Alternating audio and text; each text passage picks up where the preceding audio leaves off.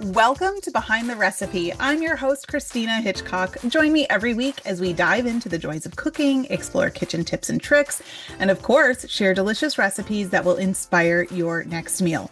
So whether you're a seasoned cook or just learning your way around the stove, there's something here for everyone.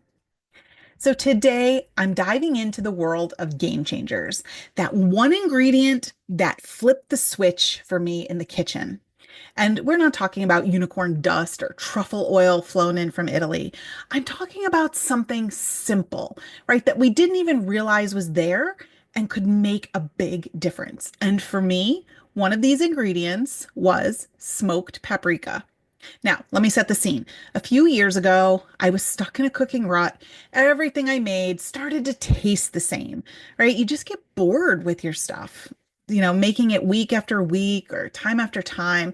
It seemed like I had the same spices on rotation that I would always lean on. My favorites, of course, which I will always have in my cooking repertoire, garlic powder and onion powder. But then there was like dried parsley, which doesn't, let's be honest, really taste like anything, and just regular paprika. But then I grabbed a jar of smoked paprika on a whim. And I'll be honest, I didn't really expect much. And that night I was making some roasted potatoes and I tossed them in oil and then my house seasoning, which is salt, pepper, garlic, and onion. And I just added a sprinkle of smoked paprika for the heck of it. And everyone, when those came out of the oven, it was like something magical had happened. They tasted deep and smoky and a little more complex, like they'd been slow roasted almost like over a campfire. I was hooked. And it was just one simple seasoning. And plus, they have that beautiful color that paprika tends to give food. I just loved it. So, what really makes a game-changing ingredient? And I want to talk about more ingredients like that because there are those little flavor boosters out there that change everything. Not because they're trendy or expensive, but because they like wake up your food. So, I'm going to share some of my top 5 pantry powerhouses. Say that one 5 times fast. I'm also going to show you how I use them in real life and some other stories behind them. So by the end of this episode, you should have 5 new things to toss into your cart or dig out of the back of your pantry and start using. So obviously, smoked paprika. We just talked about that. And we got to give this little star her spotlight, right? Unlike regular paprika, smoked paprika is made from peppers that are dried over an open flame.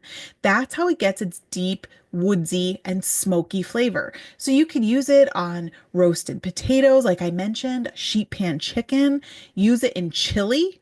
It really takes it to the next level, or even in a homemade ranch dip. Just try a small pinch and give it that little something something that you just can't put your finger on.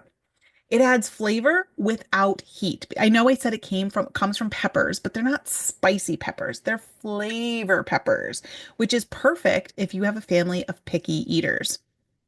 Okay, now my second flavor powerhouse here. And I know I might get some pushback on this, but I'm going to go there. Anchovy paste.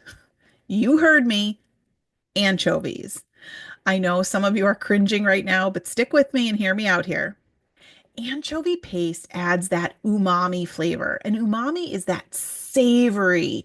You can't really put your finger on it, but something that just makes dishes taste restaurant quality. It doesn't have a fish taste. You just taste depth. So I like to add a small squeeze, just a little bit. And I buy my anchovy paste in a tube. That's usually how it's sold, in like a little like squeeze tube, like toothpaste, right? Like that. So I just add a little bit to my all-time favorite is my Caesar dressing. It wouldn't be the same without the anchovy paste.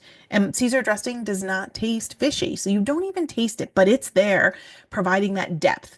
I add it to pasta sauces and I even add it to burgers and meatballs. Just a little bit, a little goes a long way, and one tube will last you forever.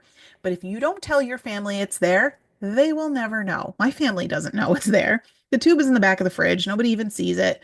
They just know I make the best Caesar dressing, better than bottled, and they don't know why. So I'm telling you, anchovy paste, give it a try. The next one I want to talk about is toasted sesame oil. This is my go-to for finishing stir fries or rice bowls and sometimes even soup. Now, this is powerful and potent. So just a few drops at the end of cooking will add that nutty, rich flavor that instantly makes your dish feel a little more intentional. Now, I love this in ramen. And I'm not going to lie to you, even the instant kind, perfect lunch. I love it. But a couple drops of that at the end, perfect. Broccoli stir fry or any kind of vegetable stir fry. Heck, any kind of stir fry. Couple drops at the end, boom, flavor powerhouse.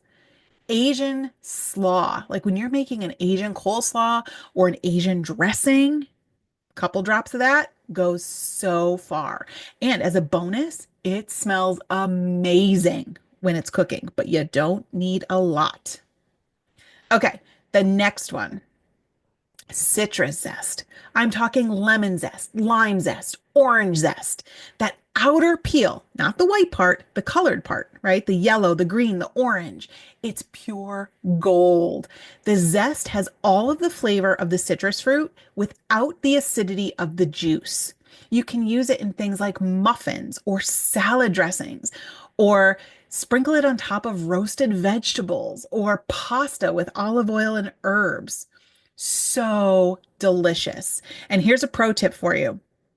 This is one I learned the hard way is zest your fruit before you slice it. It sounds simple, but you'll be chasing that lemon around on your cutting board forever if it's cut and you try to zest it. And of course, you'll probably end up zesting one or two knuckles too. Ask me how I know. Okay, the next one and the final one I'm going to talk about today, Dijon mustard. hmm This is my secret weapon for vinaigrettes and marinades because it adds a tang and it helps to emulsify oil and vinegar so that your dressing doesn't separate in the bottle. But it's not just for salad. It's also fantastic for pan sauces. Like if you're making just a pan sauce for chicken or pork, put a little Dijon mustard in. Perfect. Potato salad. It really kicks up the flavor and adds a little bit of depth there. Or if you're making a honey mustard glaze for salmon or carrots, add some Dijon to it the next time. Trust me on that one.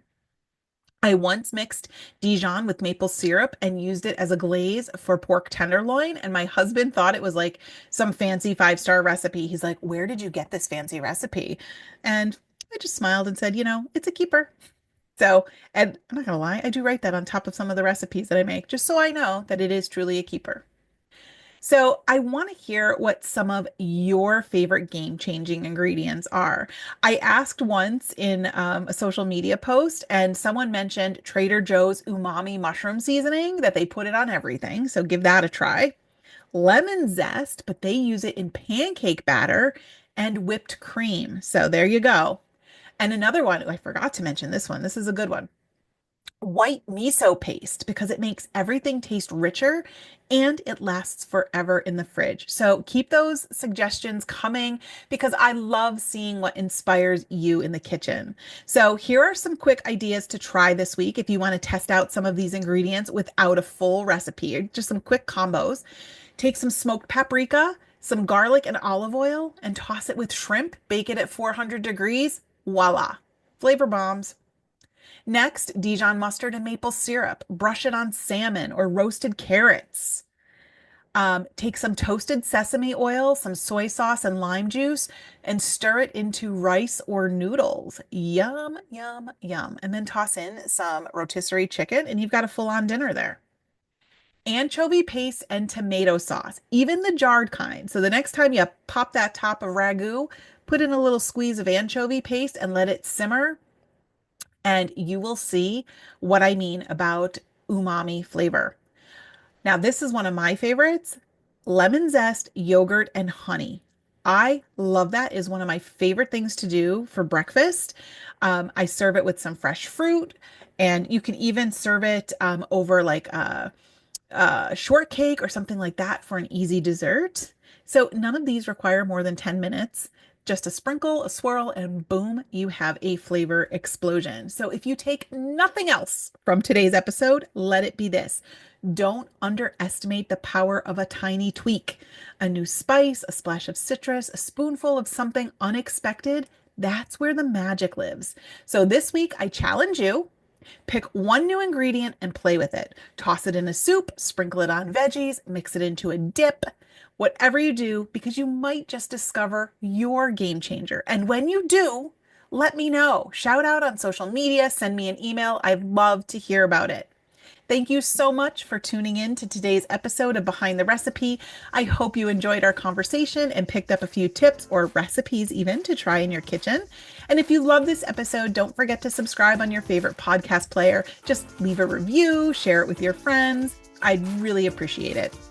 And of course, I'd love to hear from you. So send me your questions, feedback, and recipe ideas. Just head over to itisakeeper.com/BTR. Until next time, happy cooking. And remember, everything's better when shared in the kitchen.